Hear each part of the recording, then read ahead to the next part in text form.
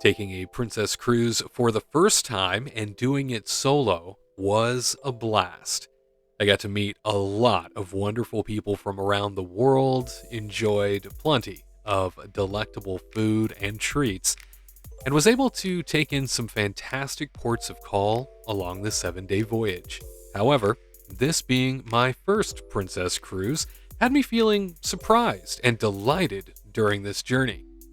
Which is why, if you are a first time cruiser or just a first time princess cruiser, I thought it might be helpful to share with you some of the things that surprised me the most during my original cruise to Cabo San Lucas, Mazatlan, and Puerto Vallarta out of Los Angeles on the Discovery Princess.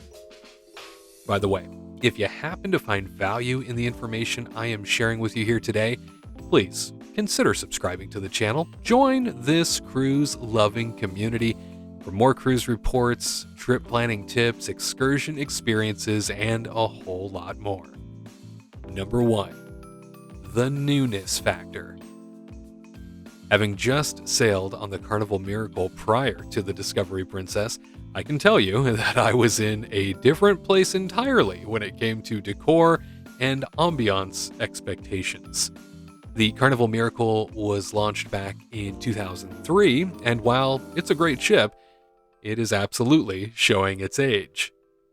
But the Discovery Princess was launched in 2021, with its maiden voyage in 2022. And my goodness, what a difference it makes when it comes to elegance, space, and an overall feeling of cleanliness. It felt like everything about Discovery Princess was pristine and sparkling. From the commanding atrium upon embarkation to the plush lounger chairs on the Lido deck to the spectacular class of the dining rooms. This ship felt like I was living in a palace, and I was the prince to this princess. I enjoyed how spotless the common areas were at all times, and how the atmosphere, which feels like it could lend itself to being uptight or snooty, instead came off as casual and warm. Number 2. That stateroom bed. Princess claims they are committed to ensuring their guests come back from their vacation feeling refreshed, renewed, and rejuvenated with their overall wellness in mind. Developed exclusively for Princess by a board-certified sleep expert and the manufacturer of some of the most comfortable hotel beds in the world, their luxurious new beds envelop guests in opulent style and pure, blissful comfort. They've invested in ultra-premium features including a plush 2-inch thick pillow top, a 9-inch single-sided medium-firm mattress for enhanced support, individually wrapped coils for less partner disturbance, a European-inspired duvet, and 100% luxurious woven cotton linens. And you can't forget those king-sized feather pillows. The Princess Cruises bed on the Discovery was one of the best beds I have ever slept on, and whenever I go back on a Princess Cruise now, it is something I get the most excited about. A good night's sleep means a lot to me, and sometimes you take a real gamble with a cruise ship stateroom bed. But these beds on Discovery Princess were euphoric in nature. Number 3, the Princess Cruise Medallion. Starting with the process of going through security screening and check-in, it's pretty seamless, and this is because of Princess's Ocean Medallion class creation that streamlines everything. Medallion class cruising is all about making vacations as easy as can be. Why wait in line when that drink or burger can find you? Why fumble for a key card when your stateroom can unlock as you approach? The answer? You don't have to, not anymore. It begins with your Medallion, a quarter-sized wearable device that enables everything from touch-free boarding to locating your loved ones anywhere on the ship, as well as enhanced service like having whatever you need delivered right to you. Brought to Princess by the same guy who helped create the Magic Band wearable technology for Disney theme parks, this concept is now a part of everyone's cruise on Princess. You will receive a complimentary Medallion device and lanyard. For any guests with a Plus or Premier package added on, you may order these items delivered to your home for no extra shipping fees. If you don't have the package, you pay a $10 flat fee to have these delivered to your home. Or you could choose to just pick them up at the departure port for no extra fees. Because you can add all of your background information, dining preferences, special requests, and more on the Princess app before you arrive at the port, the processing for when you do arrive is one of the fastest in the industry. I scanned my medallion with a Princess crew member. They took a glance at my physical identification documents, and within a minute or two, I was permitted to board.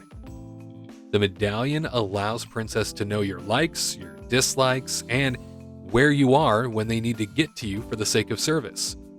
Another thing that surprised me with this medallion is that Princess partnered with local retailers at port stops like Puerto Vallarta, where you could use your medallion to securely pay for purchases wherever you saw the sticker on the shop window. It makes the entire cruise experience so much easier, and I wish more cruise lines would adopt this technology. It makes Princess stand out for sure. Number 4, included extras. In an age where so much is being taken away, or what was once included is now an upcharge across most cruise lines, it is refreshing to board the Discovery Princess and know that there are so many complimentary touches still present and available. Yes, it's true, not even Princess has been immune from restructuring some items that were once considered free, and I use that in air quotes, to behind a paywall. And yet still, comfort items like robes are presented to you at turndown as an option. The stupendous afternoon tea, a Princess staple, is still included, as well as complimentary breakfast room service, which is one of my favorite things to indulge in, and use the friendly knock at the door in the morning as my alarm clock to rise and enjoy a nice cup of coffee on my balcony with the sunrise over the ocean. And while you have to purchase Wi-Fi per device, the fact that Princess allows it to be one flat fee for unlimited, unrestricted internet is a nice touch. I mean, it's 2024. I would expect that of every cruise line at this point, but that just isn't the case elsewhere. These little things might not sound like much, but they add up quick when other lines are tacking on service fees, extra charges, or eliminating them as options altogether. I appreciated these on the Discovery Princess. Number 5, a well-spaced buffet. One of the biggest icks I have when taking a cruise is a congested or uninspired buffet. I go on a cruise to experience new and different things, and that includes the food. So I was delighted to come across the included World Fresh Marketplace buffet on Discovery Princess.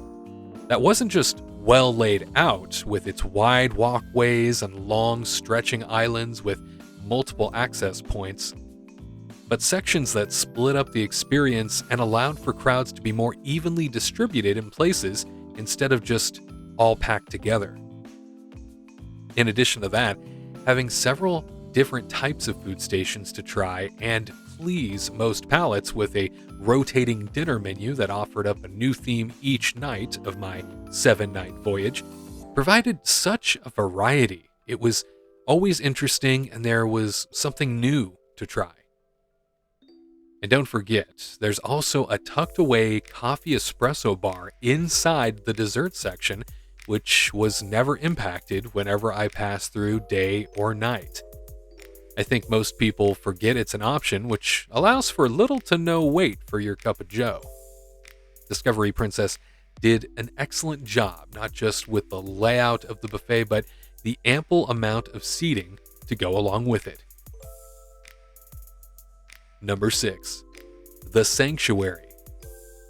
This really stunning ultra relaxation space at the front of the ship is an upcharge experience, but it is worth it. What surprised me the most was just how affordable it was given the non-stop personal service to your lounger or cabana of pretty much anything you want, and the luxury of the space itself. Other cruise lines charge steep rates for similar experiences, but on the Discovery Princess, you can book a lounger for an entire day at $40 or a half day at $20.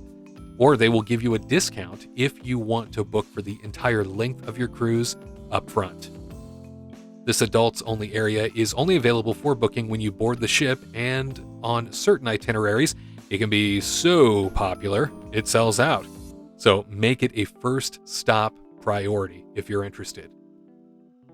There's plenty more to share about the Discovery Princess and why it has become one of my favorite ships, but that's for another video.